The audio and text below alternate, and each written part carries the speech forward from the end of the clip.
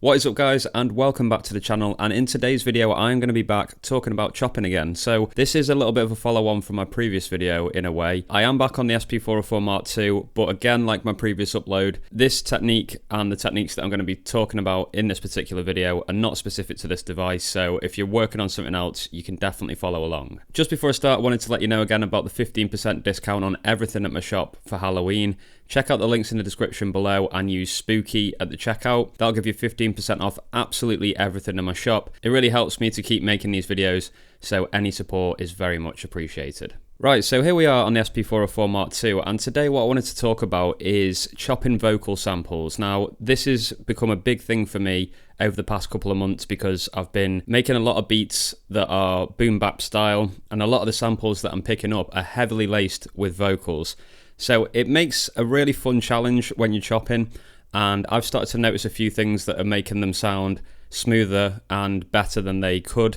So I wanted to share some of those tips with you today, and it's just going to be kind of me talking through my process a little bit of how I'm working with chops that have vocals in them.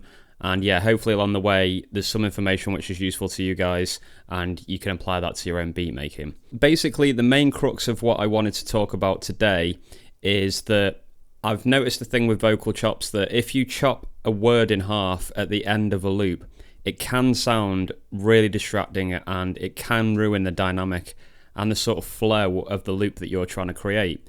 So that is a big thing for me at the moment. I'm really trying to change that and work with my chops a little bit more intensely to get a good loop. And I'm really looking out for that because I've started to notice that those kind of things stick out like a sore thumb. So I've got quite a few projects loaded on my machine here, and I'm going to try and give you some examples of exactly what I'm talking about. So if you don't already know, I have my chops chopped 1 to 16. It's 4 bars of a song, and if I played through these 1 to 16, that would just give me back the actual loop that I've taken. Now that I see the light. You get the idea. I've changed the timing obviously, and I've changed the pitch, but that's 4 bars of the original record. First of all, obviously I don't just want to put that over the top of some drums. That'd be pretty boring and unoriginal.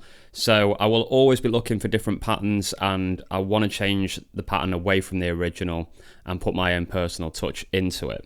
So that's the first thing that I'm looking for when I'm looking for my chops. And then obviously, like you can hear with these chops here, there's a lot of vocals in these, so I'm going to be looking specifically for chops that don't have any vocals maybe. You can hear here, these do have vocals, but it's very, very subtle.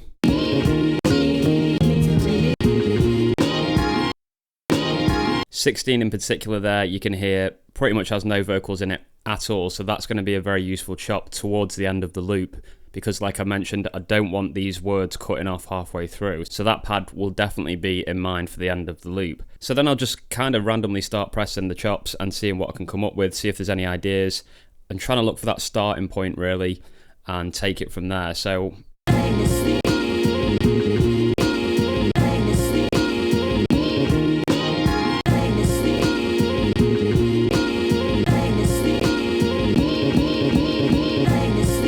that's the sort of thing that I'd be looking to create. I don't think that's actually what ended up going into the final beat, but you could hear there, we had the vocals in there, but they felt like they were flowing naturally. And when it came towards the end of the loop, I tried to stick to those instrumental pads, and that means it would go back round and link up with the start of the loop again very nicely. So let's give that another go.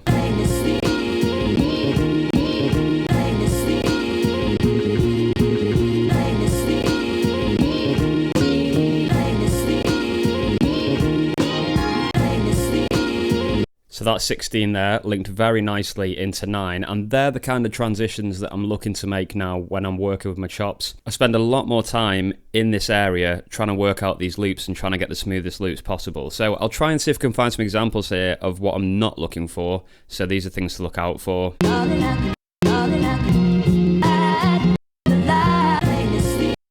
So that transition, for example, if I just went straight from 5 to 9 there, you can hear there's like a cut, and that cut I think can really ruin the kind of smooth flow of a loop. So that compared to this, 9 and 16 together is a lot better of a transition than 5 to 9. So I'm always looking out for those opportunities. I'm trying to find an ender chop that will work well with the starter chop and make a nice loop in itself. I'm looking out for those instrumental chops. I'm trying to make a mental note of those and keep them on reserve for the end of the loops as well. So let's try another project. For example, here I'm in C now and I've got some more chops.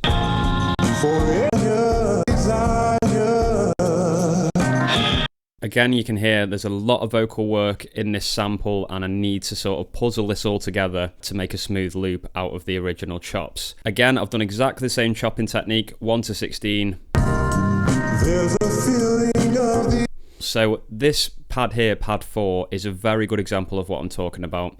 If I press pad 4, you can hear there it almost cuts out in the middle of a word, so I'm not going to be able to follow that with an instrumental pad.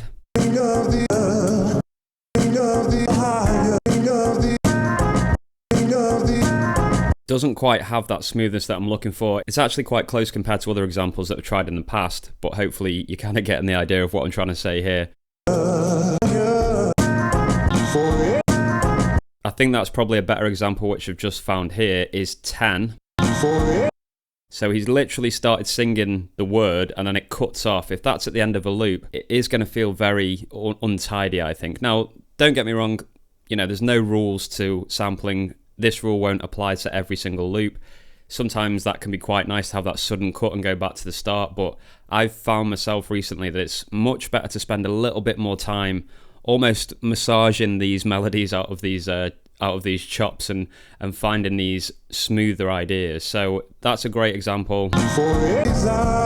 Those two pads together sound really messy, really clunky, but if I went for another two, let's see if we can find two that sound much better together.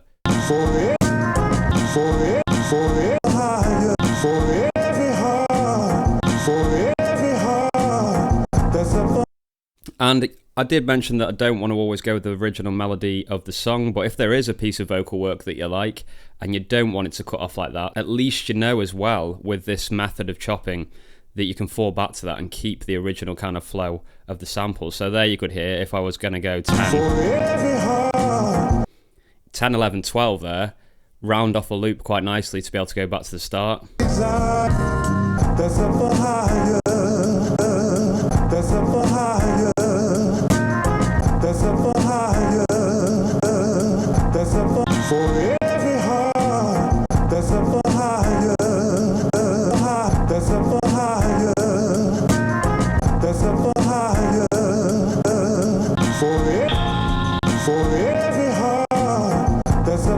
Okay, bit of a mistake in there, but I'm kind of getting a decent idea there. And coincidentally, pad 16 again is purely instrumental, and we have got some drums there as well, but they will get masked at a later point. I'm going to do a video about that soon because a few of you have been asking about that in the comments. How do I mask drums? But essentially there, you could hear again that I was starting to get a nice loop idea, and I was avoiding those chops which had the kind of cut words on them, and I was instead trying to find an alternative which would lead me to a smoother loop. So I hope that all made sense, guys. I hope that was useful and there's tips there that you can take for your beat making. I think it really is important to spend a bit more time with the chops and try and get everything right before you move on to actually putting it onto the grid. I think it can really pay off in the long run and you can get some really nice ideas. Don't forget to check those links out about my discount on the shop below. I'd really appreciate that. But until next time, guys, keep chopping, keep making beats, and I'll be back very soon.